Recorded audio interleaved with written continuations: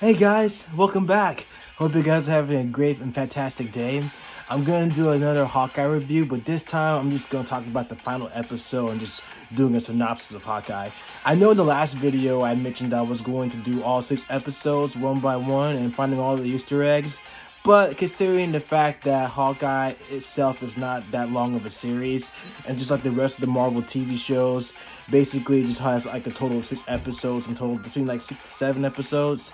So I'm just going to pretty much just break it down and just keep it short and simple. And basically, the synopsis of Hawkeye is this takes place post-blip. This is when everyone was brought back to life after the events of Avengers Endgame. Clint Barton was spending time with his family, and he teams up with a young archer named Kate Bishop. Now, prior to them meeting to each other, actually Clint was with his family, and he happens to have run across someone who was dressed up as his alias Ronin on TV. And so after leaving his family just for a brief time, he encounters Ronin, and it turns out to be Kate Bishop, who's a female, of course. And so they end up teaming up because there's obviously a mob connection that's going on in New York City, and they have to go up against someone that's like way bigger, and there's a lot of twists and turns and everything. Kate is dealing with her mom, who happen to be a part, or actually is involved with a shady organization, and I'm actually going to reveal who's part of that particular shady organization, because he's actually one of my favorite villains, and I'll just go and just pretty much give out the spoiler for that. But Wilson Fisk, the Kingpin, is involved, so it's really cool. And just the entire series itself is awesome. And then we'll get a chance to see Kate's stepdad, who happens to be the sorcerer, who actually be the swordman. The swordsman is actually known as Rockstars, and he's actually in the comic books, and he was one of Hawkeye's enemies in the comics before he ends up becoming a good guy. So he's another popular character. So you'll see like a lot of characters in Hawkeye that are pretty much in the comics as well. So they've done a really good job of just holding it down, everything. And then also Echo, who's actually another character who was involved with the shady organization too. So, and you pretty much will see where this is going to go. So, but I'm going to break down every detail. And I actually got Erik Voss, one of my favorite YouTubers from New Rockstars, who's going to break it down too. So, and like I said, I love breaking down Easter eggs. I love pretty much talking about like all the movies, Marvel movies, DC movies. So, and I'll definitely do more of those in the future. So, but it's a great series, and I'll discuss more in detail after the conclusion of the video. So again, if you guys have any questions, forward this video, like this video, share this video. Let me know how, if you guys enjoyed it, if you want to see more content. I'm going to actually do more Marvel stuff and other movie reviews as well. So, and TV shows reviews too on Disney Plus and other Disney material too. But anyway, without further ado, we're going to go ahead and get into this. So I got Erik right here, so we're going to break down the final episode bit by bit, and we'll just take it from there. So let's do this.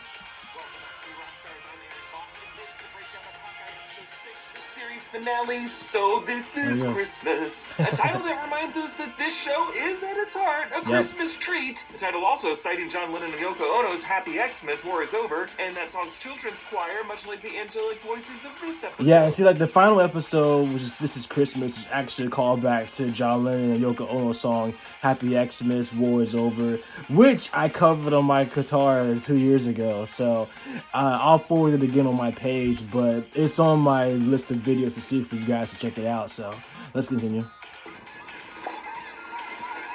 Yeah, the song was playing when the owl picked it up too. Let's break down this finale shot by shot for everything interesting you might have missed. And heads up, I am going to include spoilers for both Hawkeye and Spider-Man No Way Home. Also, you can get some great holiday gifts. It's all connected too, with Spider-Man No Way Home and everything, and I'll get to that too. Entanglement shirt, along with a Kingpin-inspired Long Live the King shirt at NewRockstarsMerch.com. The Kingpin shirt's pretty cool too.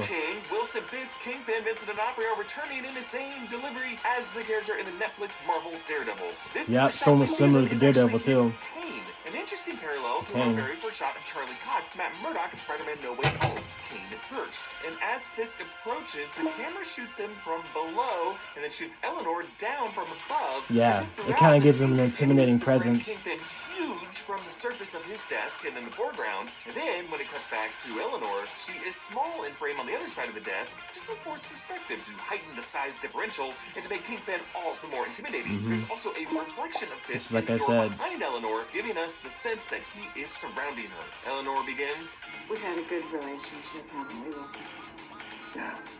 Yes, Kingpin has gotten good at reading people, and D'Onofrio twitches his eye from the very beginning. I noticed that too with D'Onofrio. He was twitching his eye. By the scene's end. And like I said, Vincent D'Onofrio is really good with bringing the essence of the Kingpin to life. So Vincent D'Onofrio, Michael Clark Duncan, Robert Lasco Lee, who actually played the Kingpin in the Spider-Man animated series, like all those three men did a really great job. So, and also R.I.P. to Robert too. So he's no longer with us, but the fact that he voiced the character was actually really cool. So, but let's continue. Shadows his off-screen fate when he is shot by Maya Lopez, but as in the Daredevil comics, will probably just walk away blinded. That's what everyone was talking about too, and the fact that after when Echo shot Kingpin in the final scene for the episode, that they all thought that he was dead. But anyone who's read the comics knows that that wasn't the case, and the Kingpin actually survived, and he ends up being blind. So, but for those who aren't familiar with the comics, may not know that, but for those who are, we pretty much get an understanding that the Kingpin is not going to be eradicated that easily by some mere gun, because we pretty much know that Kingpin's body mass is pretty much like 90% fat, but it's also pure muscle at the same time too. So he's hard to take down, which is one of the reasons why the Kingpin is one of the most intimidating figures in the Marvel Universe, and why he's pretty much up there with the other Marvel villains such as Dr. Doom, Magneto, Mr. Sinister, the Wizard from Frightful Four, so many other villains that are a part of it too. As a matter of fact, I'll do this for another video, but I was going to talk about the Acts of Vengeance story arc that takes place in the late 80s. It's actually one of Marvel's well-known stories too, where all the villains come together and to try to take down every superhero, and it crosses over all the Marvel titles. So, and the Kingpin was involved too, but I'll save that for another video and discuss it for the next video. But as I was saying here with Echo and Kingpin, Echo is going to have her own series pretty soon, so I believe the Kingpin is going to make an appearance, but I'll continue and we'll talk more about this after the video, so let's continue. There's a shot of Midtown Manhattan that shows the Hell's Kitchen neighborhood, the domain of Kingpin, kind of the heart of Kingpin's grip on the city, and of course the stomping grounds of Matt Murdock. And you can see some industrial steam blocking out the view of the skyline. But there's actually a new tower added between the Empire State Building and the Bank of America Tower on the right side of the frame, and those really, really tall Central Park towers on the left. I don't think this tower exists in real life. And yes, it is interesting that it is masked by steam here. This is roughly where Avengers Tower used to be located. That tower was always CGI'd over the real-life MetLife. That's what I was thinking too, because it could have been Avengers Tower. However, this episode actually next shows to the us MetLife building later on, and a shot of Comcast Tower, aka 30 Rock. But in that shot, there is that large blue tower right beside it that I also don't think exists in real life. So the MCU might have actually relocated former Avengers Tower slightly in the city's geography. And the steam back in that establishing shot makes me wonder if something was being masked from this building. Because we know in Far From Home, Spider-Man sailed right through a new atrium that was constructed in that tower by its new That's what he did. This series doesn't really confirm the answer to that, but it could be Fisk Tower or the Fantastic Four Baxter Building.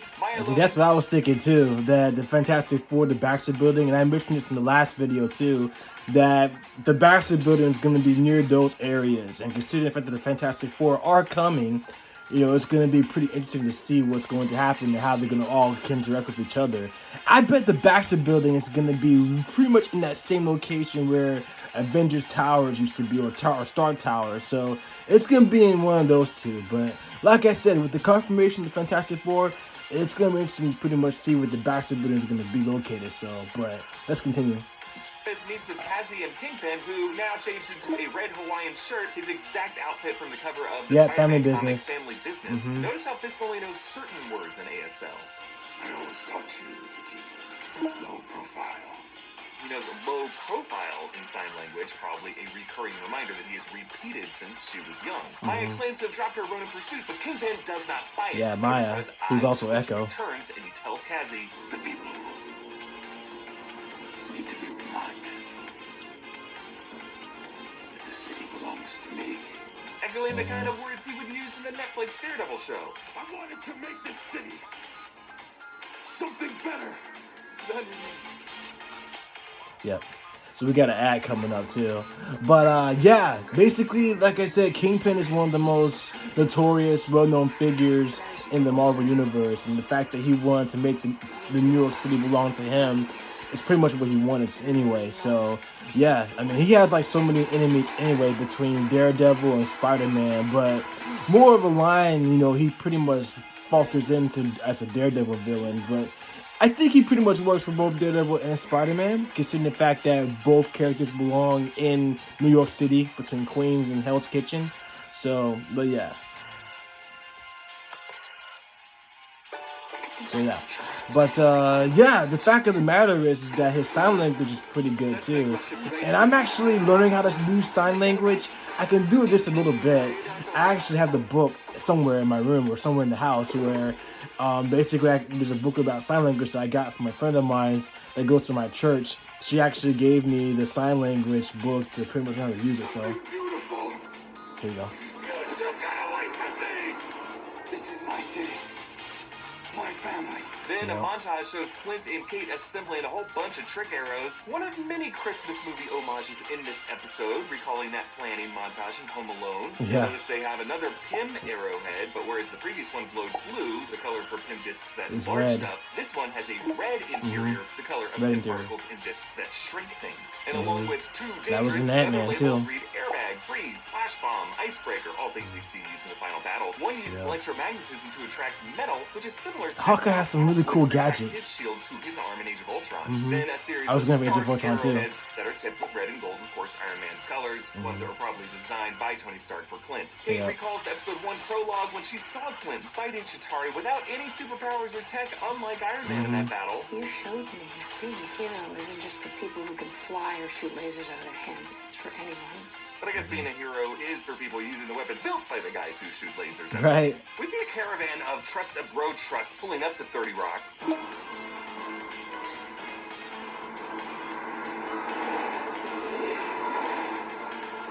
Yes, once again we hear Dance of the Sugar Plum Fairy from Tchaikovsky's Nutcracker. And that classical music evokes the way Nutcracker. Hans Good- Gruber's good crew play. was scored with Ode to Joy as they arrived in Die Hard.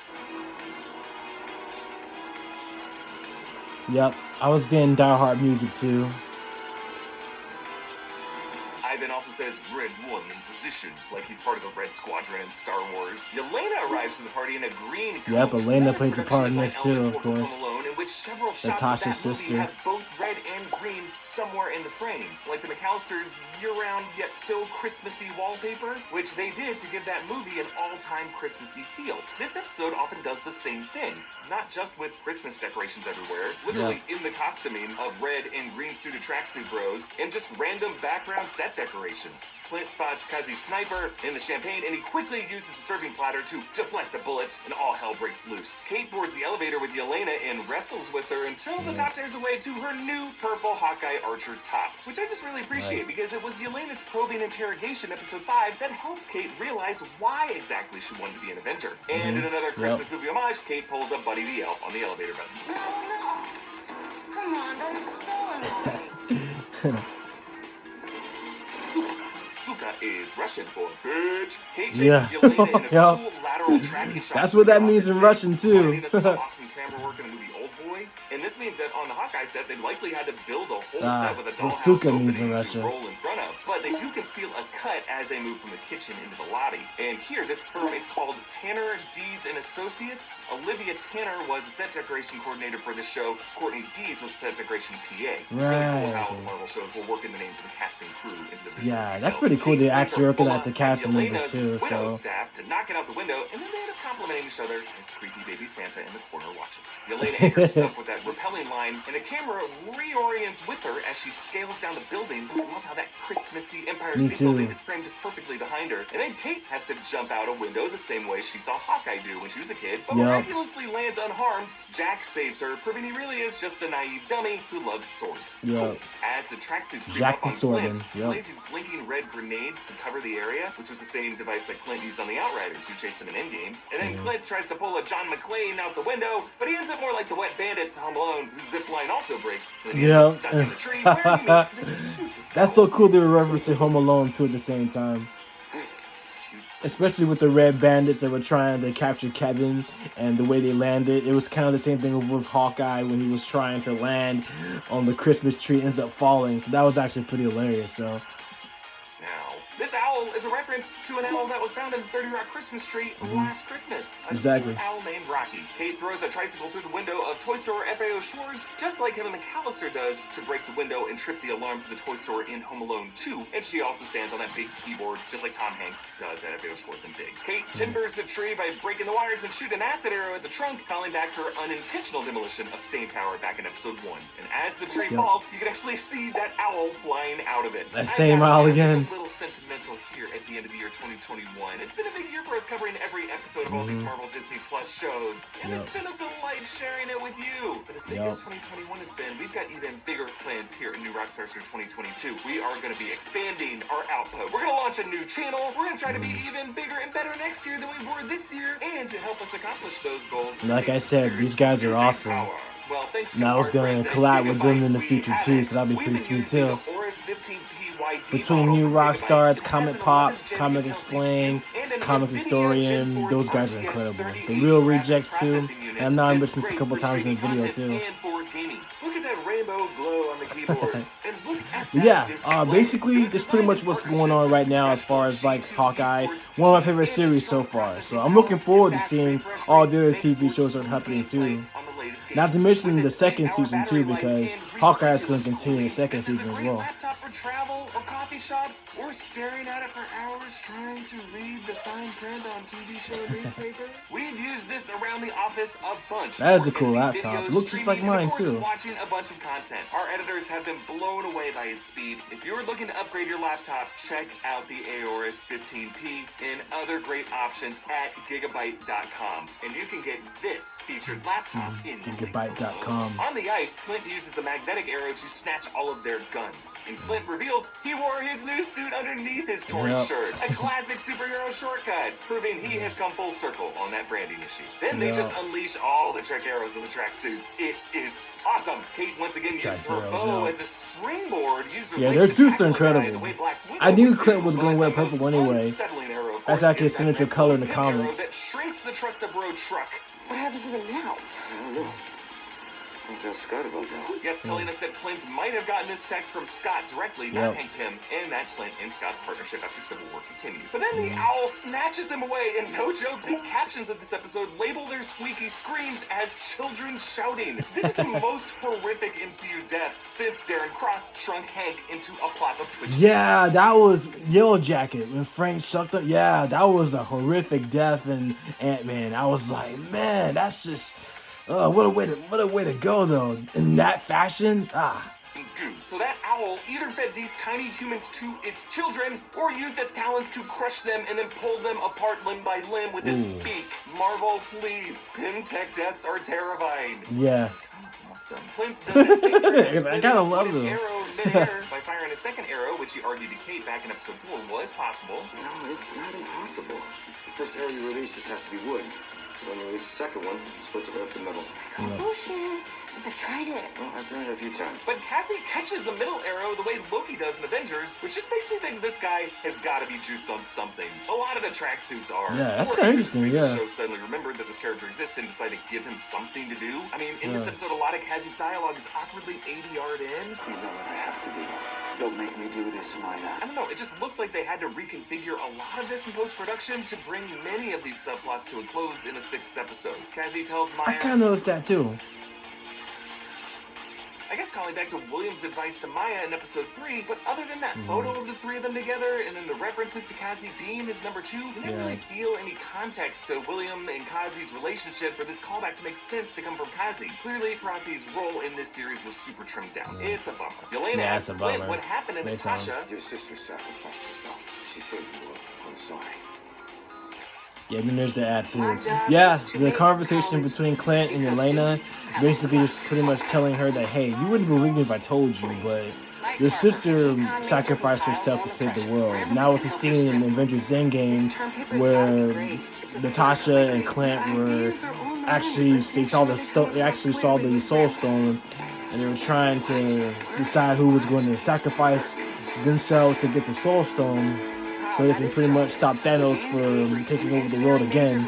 And so, to prevent another alien hostile takeover, Natasha sacrificed her life, and Clint was devastated. Everyone was devastated, but Clint was telling Elena that, you know, that's what had happened. He didn't kill her, but that's what had happened. But obviously, she was misinformed by another member from Hydra as well, so Contessa, and that's pretty much what had happened too. So yeah, but she pretty much, you know, didn't know at the time, or she was lied to. And if you guys have already seen Black Widow, and you've also pretty much seen the end credits to Black Widow, that's pretty much what had happened too. So, but yeah, she was basically led astray, which leads to where we're on Hawkeye. But at least now she was able to understand that, you know, that Clint was telling the truth. And even though she was in denial that Natasha was pretty much, you know, dying and everything like that, and, you know, she didn't believe him at first, but now she pretty much does, though. So, yeah, there you go. I love the shot composition with Elena, because behind her, that fallen Christmas tree with all of its lights looks like infinite infinity stones that are all out of focus. Oh, she yeah. doesn't care about the dumb rainbow rock stakes that Natasha gave her life over.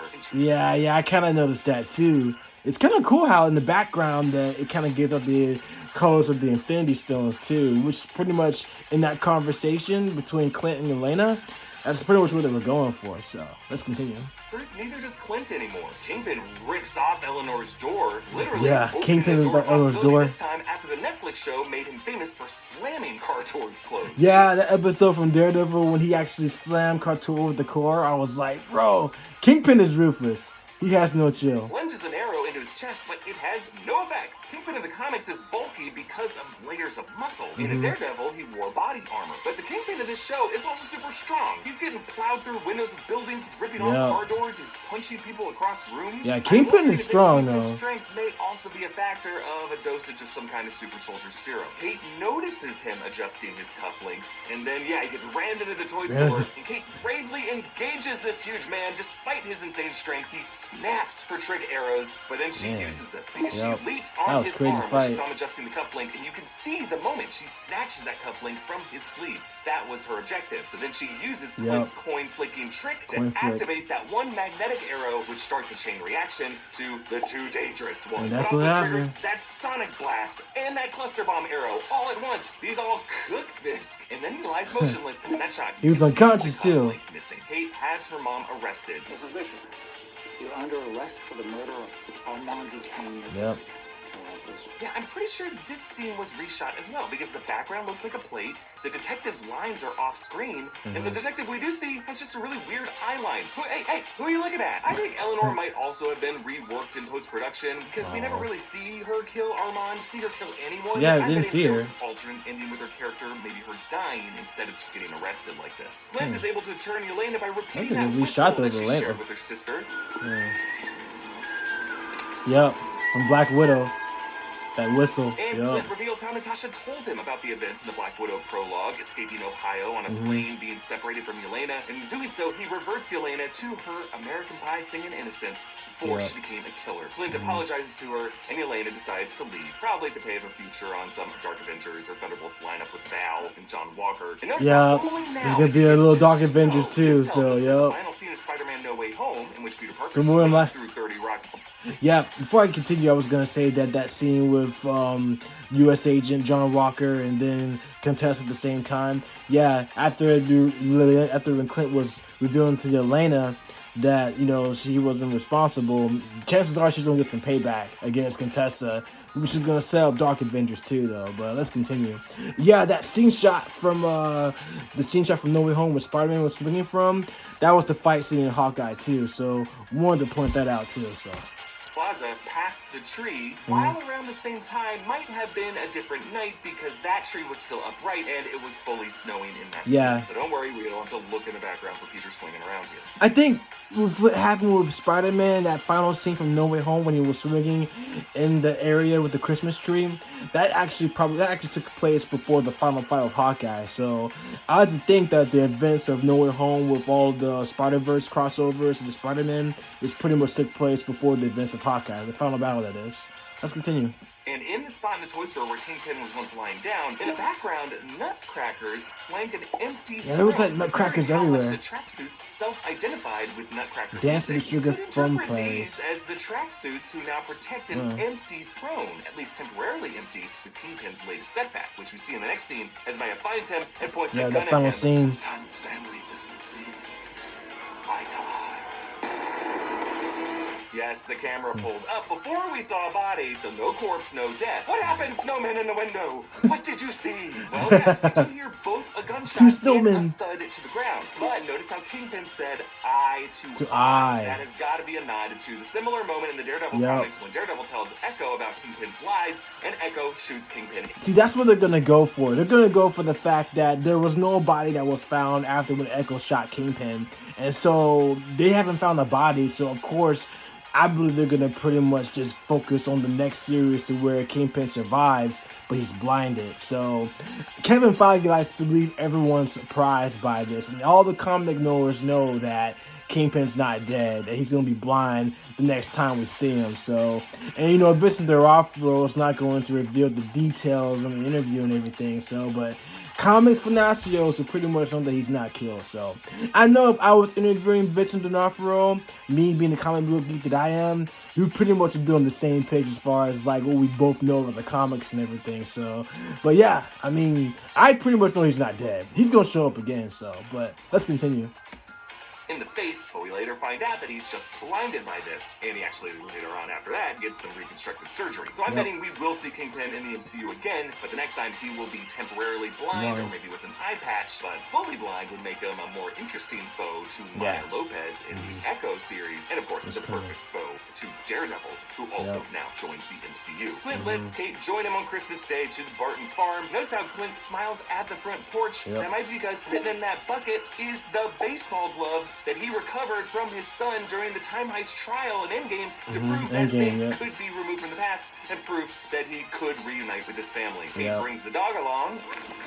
That's Lucky. As expected, they settle Lucky on the pizza Lucky, dog. as the dog is named in the Fraction comics. And Clint returns that Rolex to Laura, and on the back is a SHIELD logo, Laura's face reflected in that shield, and the number 19, which is a reference to SHIELD Agent 19, the designation for Mockingbird Bobby Morrison comics, but in this case, the number for Laura Barton, at least before she retired. This explains Laura's espionage professionalism throughout the series, and makes Tony Stark's first words upon meeting Laura at Age of Ultron super ironic. This is an agent of some kind. Outside, This is some kind, I caught that too. The house brainstorming names for her, settling on the title of Hawkeye. And in the foreground, the archery target comes into frame. The same target from Clint's opening scene in Avengers Endgame. That was the moment that truly began this final chapter of Clint's journey. Final, we think, and now Kate Bishop helped bring him home. And then we get a post-credit scene showing the full Save the City song. Full Save the City song. There's actually a cameo by the composer of that song, Mark Shaman, who wrote the music and the lyrics alongside Scott Whitman. Both of them longtime Broadway greats behind Hairspray and a number of other titles. Little new details I got here. When the cat performer hits his big note, his shield, Mike Wazowski's the Hawkeye performer, who awkwardly has to move out. I got the same shield too, Cap shield. This moment where Hawkeye goes from being on Cap's left to being right beside Hulk, and then in the final part of the song, Thor and Loki hold hands. Another Loki and Thor holding hands. Entitlement shirt at newrockstarsmerch.com. And thank you so much for joining me in these breakdowns of Hawkeye and of all the Marvel breakdowns we've done in 2021. We're gonna take a little break from Marvel content next week, but we got some great Boba Fett content headed your way. Great series too, Boba Fett. I'm actually going to do a review about that too. So, in the meantime, you can follow me on Instagram. Yeah, so that was Hawkeye in a nutshell as far as like the whole series is concerned. And like I said, with the other shows that are coming out, like Echo, is going to discuss even more further about what happened with the Kingpin afterwards. But seeing everybody else's reactions as far as like what's happened, even the other streamers' reaction about the Kingpin dying, no, not at all. Like the comics is like he survived, but he was temporarily blind. So they're gonna pretty much talk about that too as far as like the story goes. But like I was telling one of my friends that Kevin Feige likes to leave people with surprises, so there's no way he's gonna die, not at all. So he's gonna come back, but he's gonna be temporarily blind. So, but yeah, I mean, there were so many elements that took place even after the events of before Hawkeye as well. So even in the Avengers Endgame as well. So, but I pretty much believe that even though we pretty much might end up, even though the series of Clint might be coming to an end just for a brief time for now, him reuniting with his family, but the story is going to continue with Kate Bishop taking on the role of Hawkeye. And then they're going to set up for a Young Avengers movie and a Dark Avengers movie too. So we're definitely going to get that too. And Elena's definitely going to get her chance against Contessa and U.S. Agent, who are all the other members of Dark Avengers too. But they're all going to set this up. So, but yeah. But that's it. That's my review for Hawkeye, and I'm going to do more reviews in the future. I'll even do Star Wars and several other movies too. So, but yeah, I'd like to do pretty much everything when it comes to Marvel and stuff. So, but yeah, if you guys have any questions, any comments, comment below. Let me know what you guys think. And in the meantime, you guys take care of yourselves.